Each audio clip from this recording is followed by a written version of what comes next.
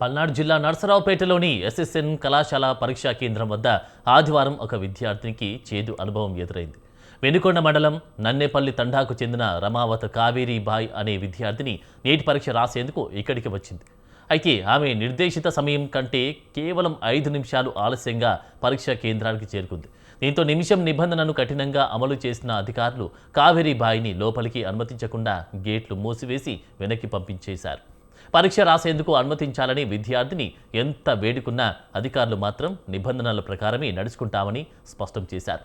5 నిమిషాల ఆలస్యం కాస్త ఆ విద్యార్థిని ఏడాది కష్టాన్ని బూడిదలో పోసిన పన్నీరు చేసింది.